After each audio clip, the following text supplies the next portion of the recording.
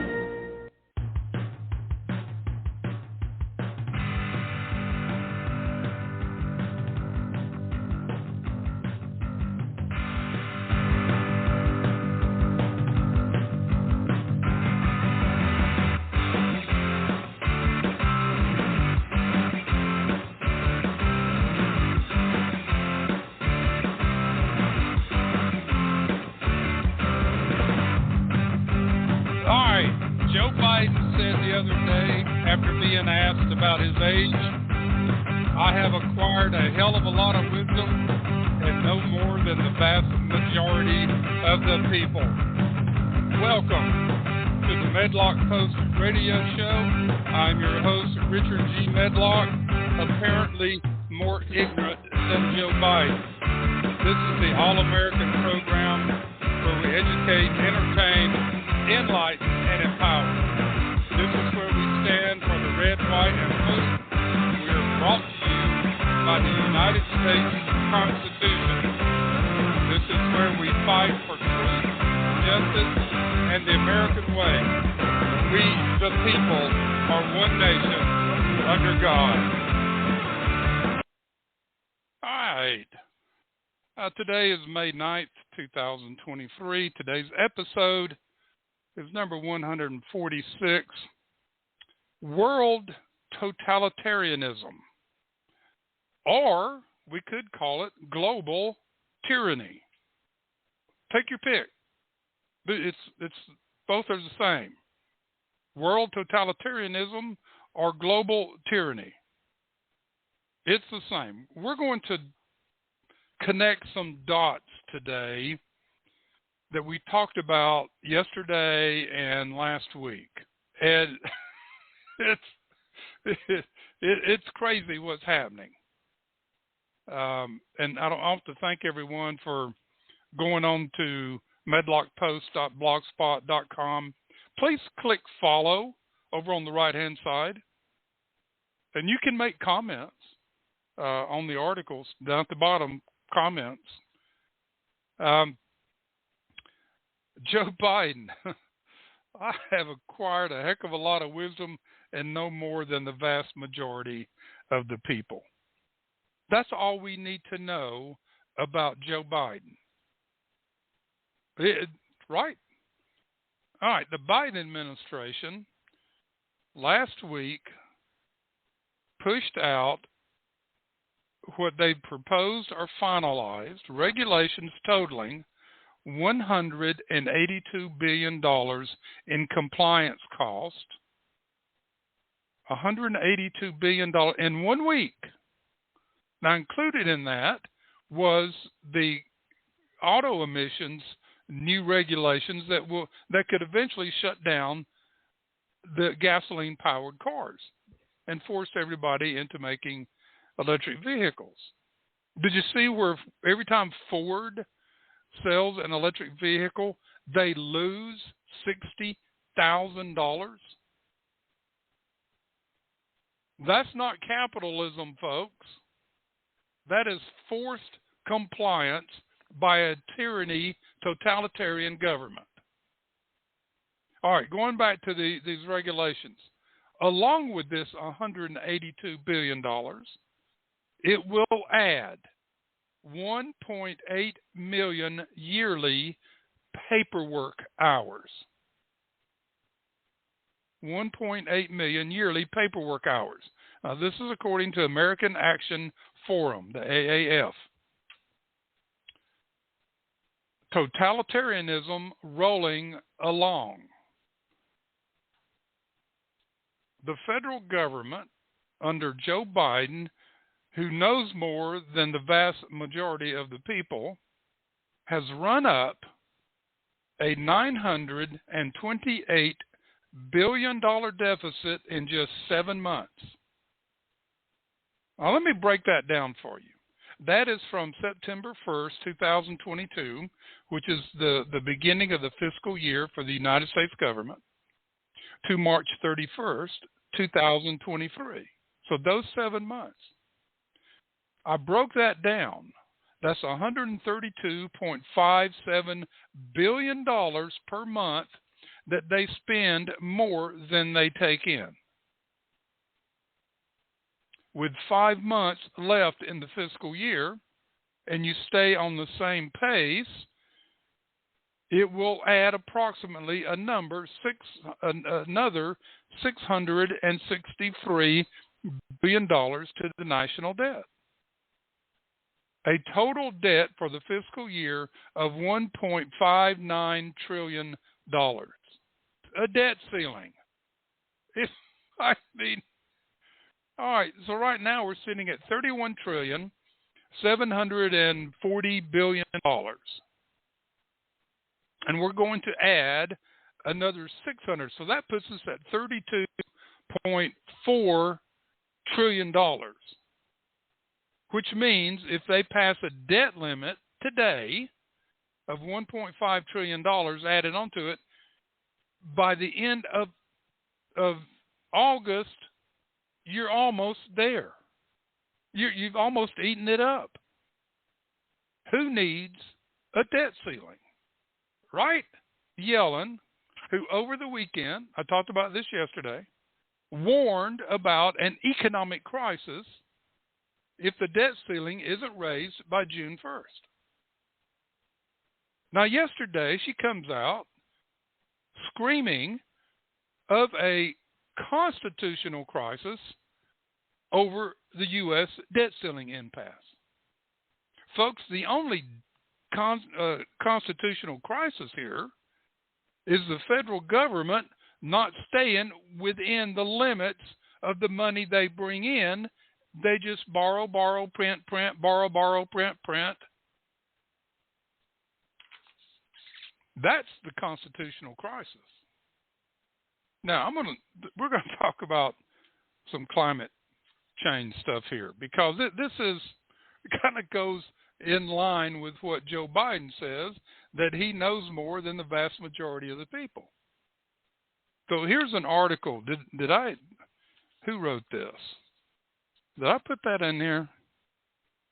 I didn't. I'll have to go back. It's on. This is posted on the blog. The thinking error that makes people susceptible to climate change denial. So your thinking error, folks. This is basically saying you and I, who do not buy this climate change stuff, are stupid. This is what they're saying. We're going to go through this, and you're going to see what I'm talking about. It is just crazy. They're coming down on us and say, they're trying to shame us, folks, like they tried to shame us into voting for Barack Obama. Oh, if you're a white person and don't vote for a black guy for president, you're a racist. And they shamed a bunch of people into voting for him. All right, so listen to this. Cold spells often bring climate change deniers out in force on social media with hashtags like climate hoax, climate scam. Okay, fine. Former President Donald Trump often chimes in, repeatedly claiming that each cold snap disproves the existence of global warming. Now, ladies and gentlemen, have any of you heard him say that? I mean, he might have, but not every time there's a cold snap. Now, the thing of it is here, folks, they gave up global warming, that phrase, years ago because it wasn't working anymore, because temperatures were going up and down. So it's climate change to cover their rear ends whenever something happens. Back to this. From a scientific standpoint, these claims of disproof are absurd. See? The science is set. You can't question science.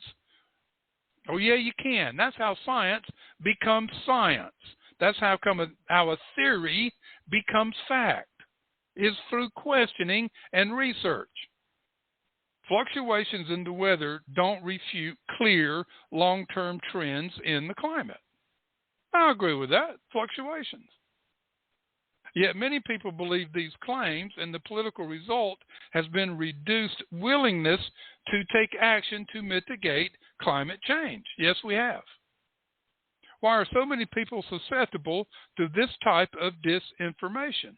My field, psychology, so now they're bringing in psychologists into the scientific false study of climate change.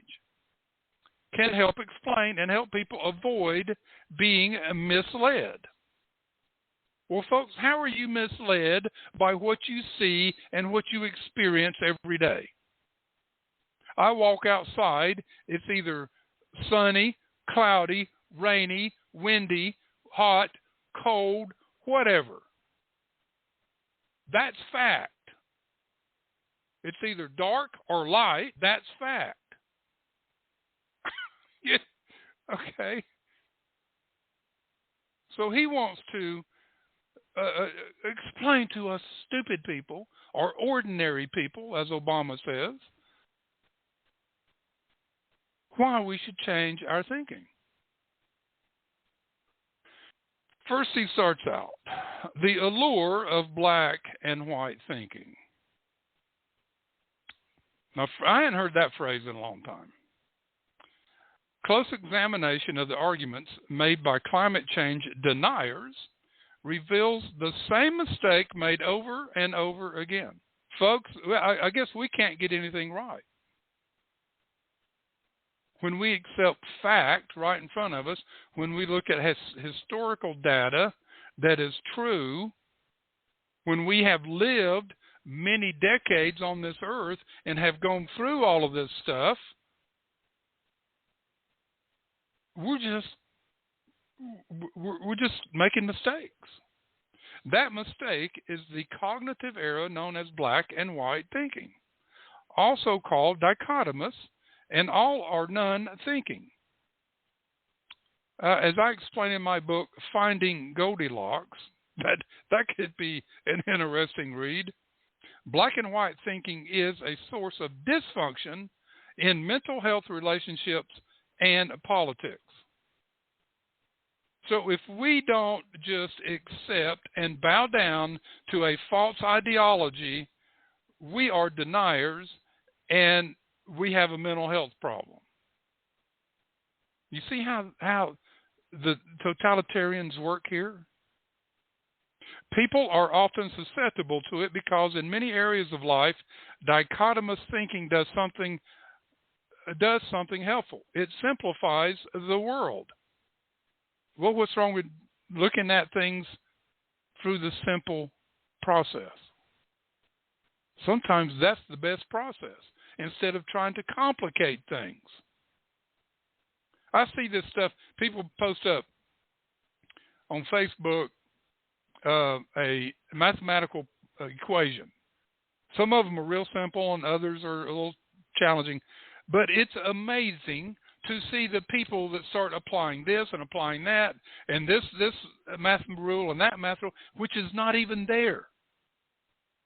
Let me give you an example. 3 plus 3 times 0 plus 2 times 3 equals what? 6.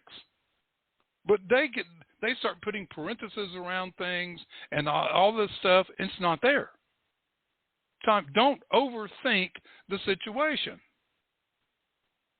But this guy is saying when you use common sense, when you use reason, you have a mental health.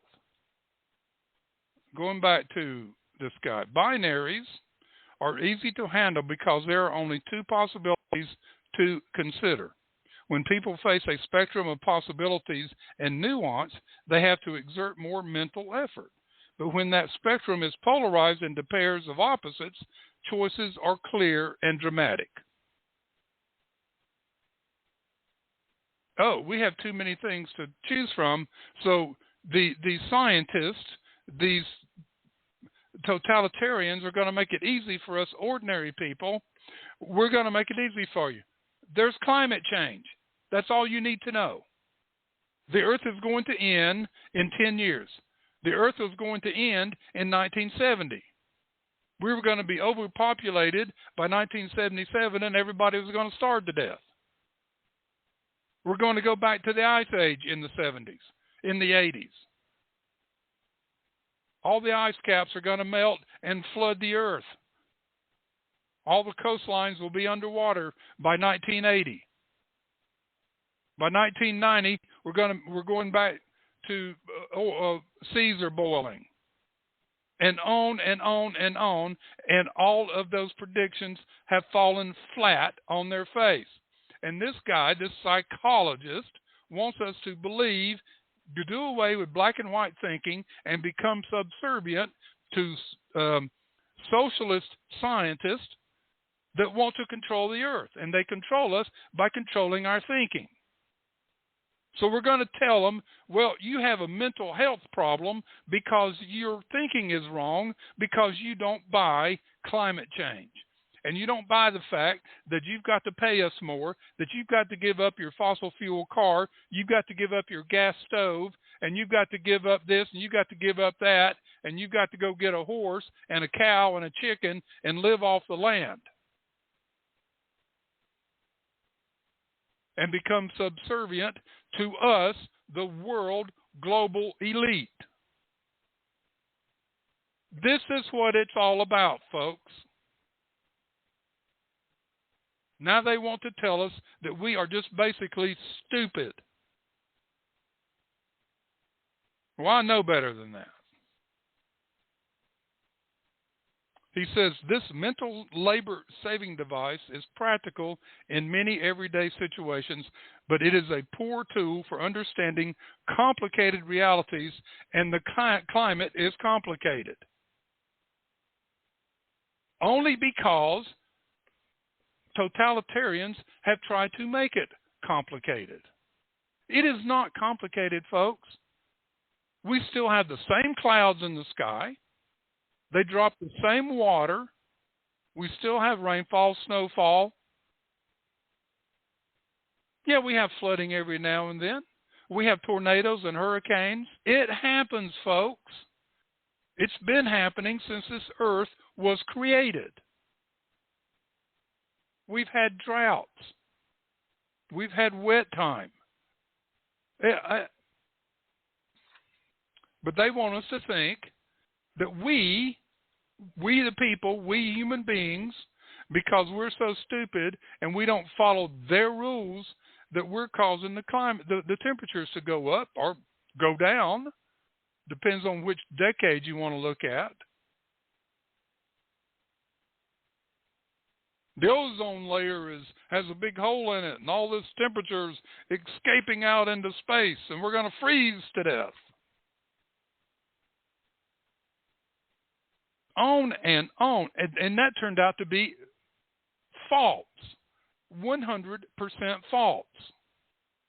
why anybody in this world would listen to anybody from the so-called scientists out there that say it's going to do this. And scientists can't predict what's going to happen 3-4 days from now. Weathermen. So they're trying to tell us we overthink everything. We have too many options. Don't listen to Donald Trump. Don't listen to Richard G. Medlock. Don't listen to Dan Bongino. Listen to the totalitarians. We know. We're the elite. We know more than the vast number of people, like Joe Biden. Now, then he goes into the all or nothing way of thinking. He says, climate change deniers simplify the spectrum of possible scientific consensus into two categories: 100% agreement or no consensus at all. If it's not one, it's the other. So, is he saying here that either you see that temperatures are rising and accept it, or you sit there and say, no, it's not happening? Well, are temperatures rising? Well, let me ask you a question, you totalitarian weather scientist. What was the average temperature of the Earth in 1905? And what is it today, 118 years later? It is less than 1 degree higher. Less than 1 degree higher. Now let me ask you this. In 1905, how many automobiles were on the earth? Not that many. How many paved roads did we have in 1905? Not that many. How many air conditioners did we have in 1905? 0. How many electric refrigerators were in 1905? Not a lot if they were invented by then. But we had coal-fired plants. Yeah, we did. And we did away with a lot of them, went to electric. So that solved a lot of the problem. But I think it was it's 0.7 degrees higher. 0.7 degrees higher than 1905.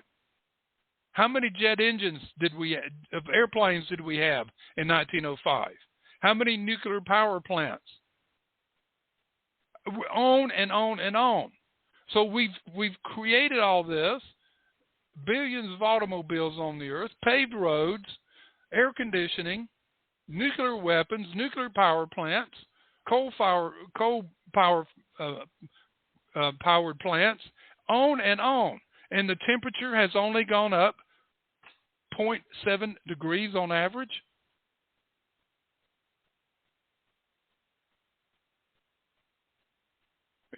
When you start looking at it from that standpoint, this is why we're telling you, you're lying to us.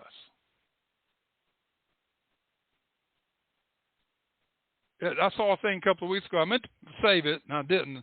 They talked about some iceberg.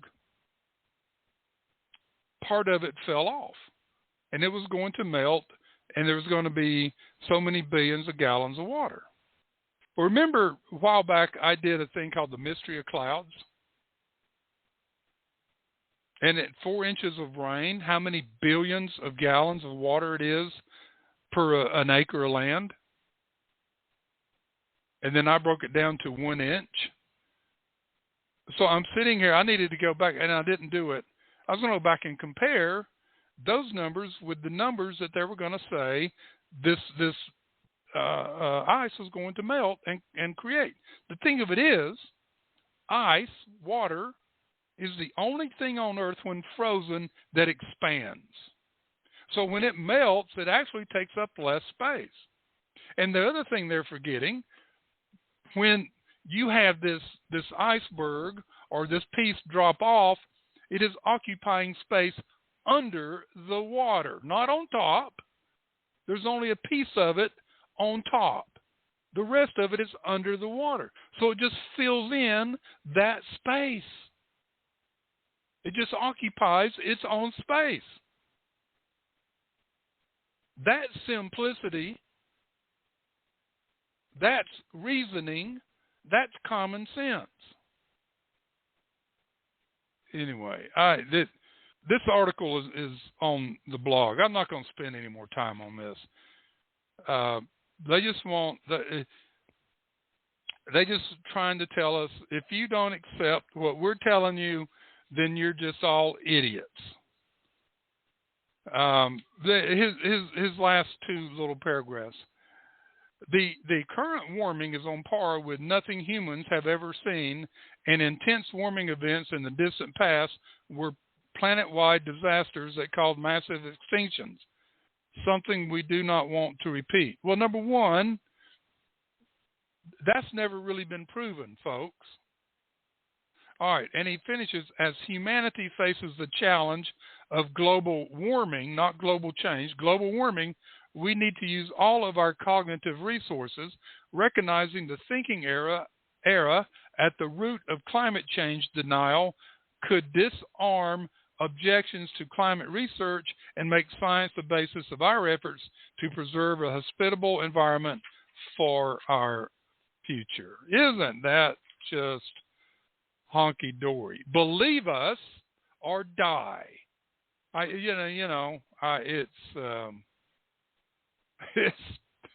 Yeah. But Joe Biden said, I know more than the vast majority of the people. Oh, life is fun. The show is fun. It really is. All right. So, Robert F. Kennedy Jr. has declared his presidency, or his run to be the Democrat nominee for president in 2024. Now, I like Robert F. Kennedy. He seems to be a common sense person. He's going against the grain in the Democrats many times, more than Joe Manchin. However, when you look at his voting record, he still votes with the Democrats. Robert, when you start voting with the GOP, then maybe we can take you a little more seriously. But this is what he's saying, again, climate change. He says the World Economic Forum and Bill Gates are using climate change to depopulate the planet. We've talked about this in the past. Mr. Kennedy has warned that the World Economic Forum and Bill Gates are attempting to depopulate the world under the guise of saving the planet. Speaking during a new interview with Kim Iverson, RFK Jr. warned that the globalist elite are using climate change to usher in totalitarian population control. Slay News, SLAYNEWS.com, reports Kennedy made the comments shortly after launching his campaign to challenge President Joe Biden, who knows more than the vast majority of people, in the Democratic 2024 presidential primary. RFK Jr., as everybody refers to him, has emerged as an interesting candidate who is rocking the boat of the Democrat establishment. Well, that's not hard to do right now. Look at the poll numbers for Joe Biden, who knows more than the vast majority of people. His poll numbers are awful. Awful. And the Democrats know it. CNN talked about it this weekend, and MSNBC talked about it. This scares them in two folds. Kamala Harris could become president, or the GOP win. I think the worst is Kamala Harris becoming president. Unlike Biden and the rest of the Democrat Party, Kennedy is not a socialist Democrat. He's a middle of the road. While his talking points do somewhat align with the liberal left, his agenda contrasts sharply with that of the Democrat regime. Kennedy is a known advocate for climate change, but unlike Biden and the rest of the Democrats, his advocacy appears to be motivated by environmentalism. Now, you see, there's one thing to look at this climate change. Well, several things. I'm going to complicate it. No, you're going to overwhelm us. We can't handle it. It's all or nothing. It's black and white. Okay, now listen to this. The United States has led the world in controlling and reducing emission pollution. We have brought it down to way low numbers. Technology through investments and other means. China is over there building coal-fired plants by the dozens, and their pollution numbers are multiple times higher than ours in the United States. So why aren't they attacking China? Hey, China, you got to cut back. But anyway, environmental. There are ways. The auto industry has worked for many, many years to cut down emissions. And on and on. Oil and gas companies who make billions of dollars are reinvesting it into technology for alternate energy sources. They're doing that. They've come up with some good things. But you can't just shut it off here and have it here. It's a long, drawn-out process. So Kennedy is on this camp where it says, hey, let's be sensible about this. Let's look at this on a day-by-day approach. Let's not just get so overwhelmed and controlling everybody that we destroy the economies and of the earth, and we destroy fossil fuel that we need. Okay. Democrats such as John Kerry or Representative Alexandria Ocasio-Cortez use climate change as a vehicle to usher in radical socialist policies under the umbrella of the Green Agenda, which Biden is spending billions of dollars funneling that, subsidizing that industry. If we ever get to a convention of states, one of those new amendments, the United States government will not subsidize private industry of any sort or any industry in the United States or otherwise. That has done nothing but cause problems. And it gives the federal government leverage over those industries. Kennedy. And while he's far from a conservative, Kennedy is a free market capitalist, making him unique in the current communist Democrat camp. Now, I'm not promoting Robert F. Kennedy, okay? I'm just talking about this article where he's bringing up about the World Economic Forum and Bill Gates using climate change to depopulize the world. In his new interview with Iverson, RFK Jr. warned that the Democrats' radical green agenda is being led by mega billionaire puppeteers who are operating in the shadows. As Kennedy explains, the global elites are using the climate change agenda to stop individual freedoms away from the public. Climate issues and pollution issues are being exploited by, the World Economic Forum and Bill Gates and all of these big, mega billionaires, Kennedy said.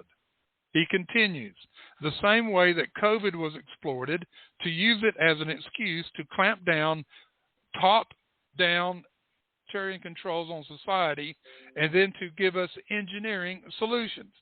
If you look closely, as it turns out, the guys who are promoting these engineer solutions are the people who own the IPS, the patents for those solutions.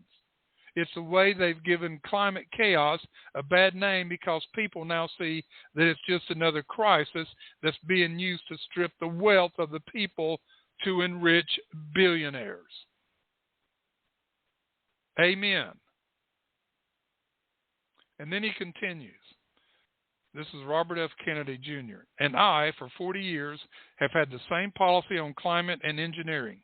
You can go check my speeches from the 1980s, and I said the most important solution for environmental issues, not top-down controls, it's free market capitalism. Free market capitalism.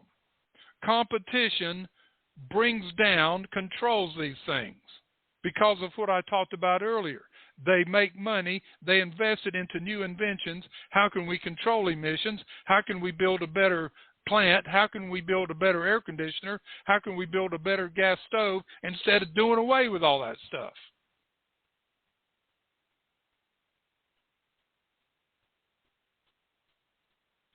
Get this, folks?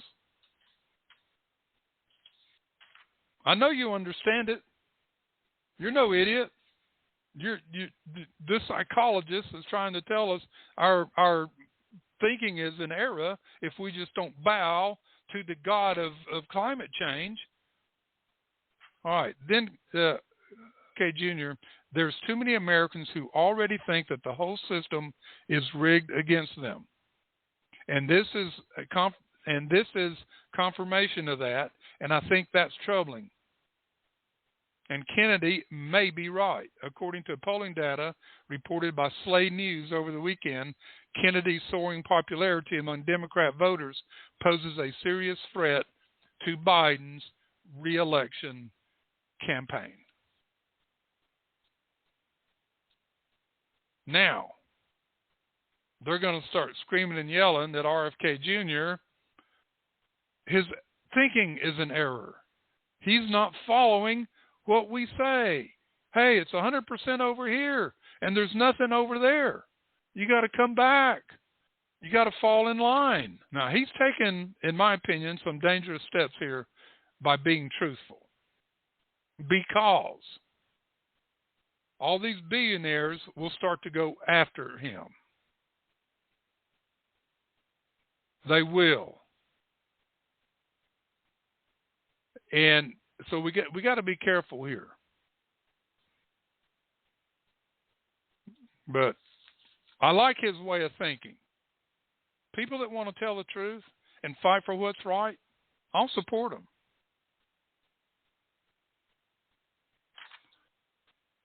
How's our time here? We're in good shape today. Let's connect another dot on this world totalitarianism or global tyranny.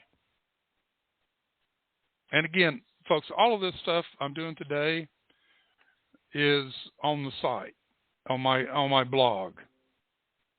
So no problem. You can go look all this stuff up and read the whole thing. I have texts coming in, folks. And they're good texts. Let me get this one back. I got to go here. Where's my thing here? I got to hit that button and then go back. I don't know what's going on here with my text thing. Okay. World on cusp of woke totalitarianism as governments act to end freedom of speech. Let me read that again. World on cusp of woke totalitarianism. So there's another phrase we can use. World totalitarianism, global tyranny, woke totalitarianism, woke tyranny, as governments, plural, act to end freedom of speech. Media blackout as politicians in the EU, US, UK, Brazil, Ireland, Canada, and Australia seek to jail citizens for wrong think under the cover of a big lie about hate speech. Get that, folks? Hate. But if we say something bad about Joe Biden, it is hate speech. If we say something negative about Barack Obama, it is hate speech. That's how they're classifying this. This is how they were able to take the parents that stood up against school boards for teaching perversion and promiscuity in the schools and put them on a domestic terrorist list. It was hate speech for standing up and defending your children. No threats were made. They just said, stop it. Twitter files gave us a window in how government agencies, civil society, and tech companies work together to censor users. Now, key nations are attempting to enshrine this coordination into law explicitly. Here goes the rule of law, folks. Around the world, politicians have either just passed or are on the cusp of passing sweeping new laws which would allow governments to censor ordinary citizens on social media and other internet platforms. They are afraid of what we are saying. Why would they want to censor us then? They are afraid of the truth. George Orwell warned us about this. Many others warned us about this. The Founding Fathers warned us about this. Under the guise of preventing harm and holding large tech companies accountable, several countries are establishing a vast and interlinked censorship apparatus, a new investigation by public fines. Public is a capital P, it's the name of something. Politicians, NGOs, non-governmental organizations, and their enablers in the news media claim that their goal is merely to protect the public from disinformation. But who decides what is disinformation or not? The government does. The woke totalitarians, the woke tyrannists. They are the ones who decide what is to go out there. But vague definitions and loopholes in new laws will create avenues for broad application, overreach, and abuse. I know that's just too simple to understand, right? It's black and white, folks. Yeah, it is black and white. You either have freedom or you don't. That's black and white.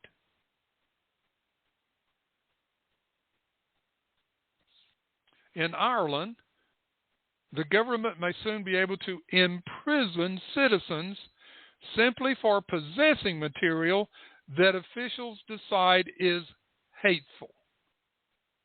Put you in prison for just...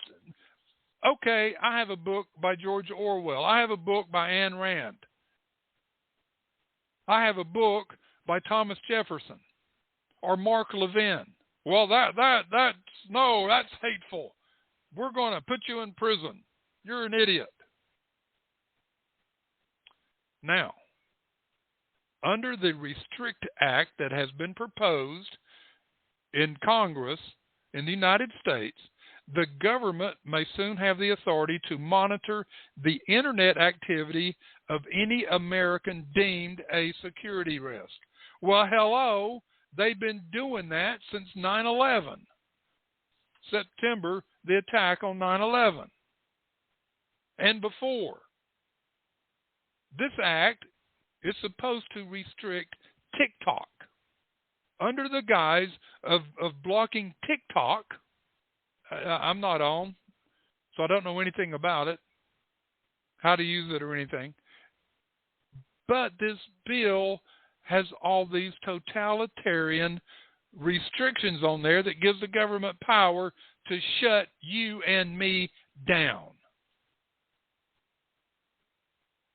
Governments aim for total control.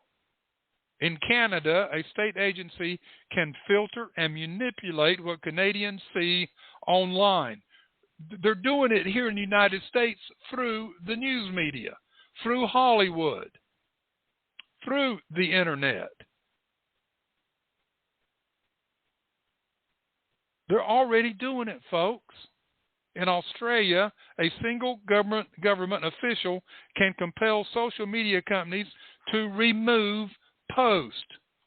We saw that here with Twitter and Facebook. I told you over the weekend I posted a picture of Snoopy and Woodstock, and they blocked it. It didn't meet community standards. Snoopy and Woodstock. What drug was that person on that blocked that? Governments and allied NGOs intend to force tech companies to comply with their rules. They're not forcing them, folks. They're paying them to.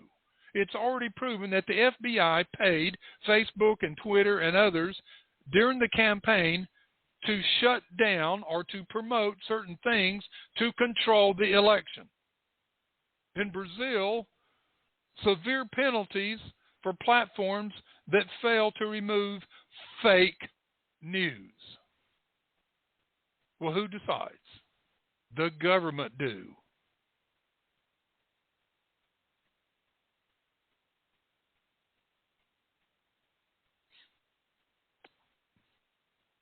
The United States, under the European Union's Digital Services Act, large tech companies must share their data with vetted researchers from nonprofits and academia.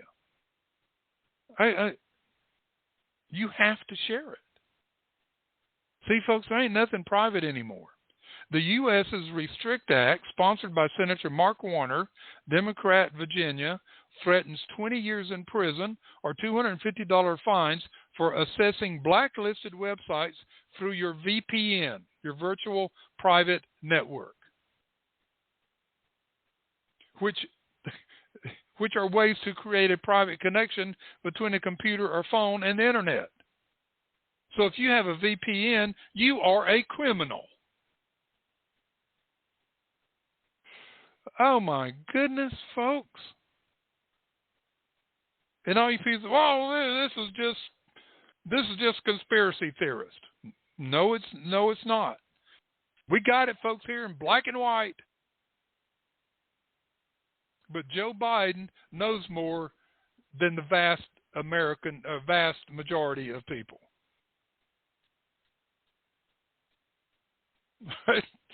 They're coming after us, folks. If we, let me finish it up with this.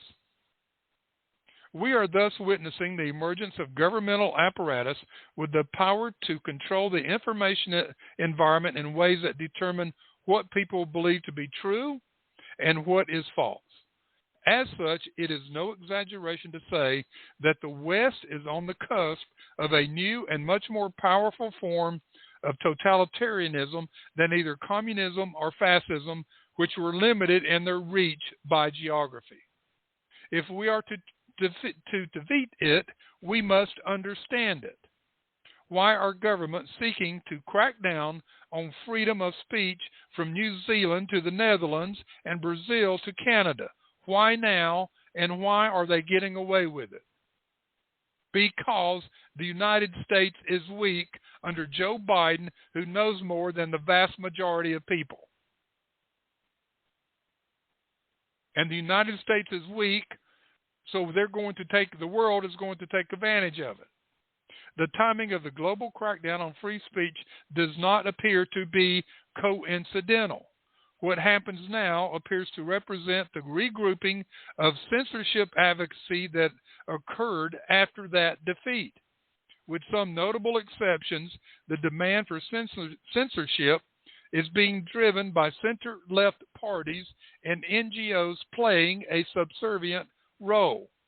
Politicians are invoking a woke defense of preventing harm that is very different from the older pretext of censorship, national security. The push is race-based, immigration-based, Ireland, trans-based, Ireland and Australia, and safety or health-based, the EU. Meanwhile, there is no evidence of an increase in the killing of trans people, or even that trans people are killed at a rate higher than the average person. In truth, no minority group in history has gone from stigmatized to celebrated faster than trans people. Why now? Great question. The election of Biden, the failure of the Department of Homeland Security's Disinformation Governance Board, remember we got it shut down, and the release of the Twitter files all appear to have forced censorship advocacy to move from the U.S. to other nations, particularly Europe, in order to censor Americans and the rest of the world through the back door. We believe elites have overreached. If they felt secure in their censorship agenda, they wouldn't be hiding and rushing it through legislators worldwide or trying to sneak censorship on the U.S. through the European Union. Woke totalitarianism, world totalitarianism, woke censorship, global tyranny, global censorship. It is not a conspiracy. It is happening, and it's happening right in front of us. This is why the Medlock Post is here, and I'm going to be here as long as I can. They think we are all idiots, that we cannot make a decision for ourselves, that they have to control everything. The psychologist said, you don't know how to think anymore. You don't. You need to listen to us. That, folks, is harmful information. That, folks, mind control. But you hadn't heard that phrase in a long time.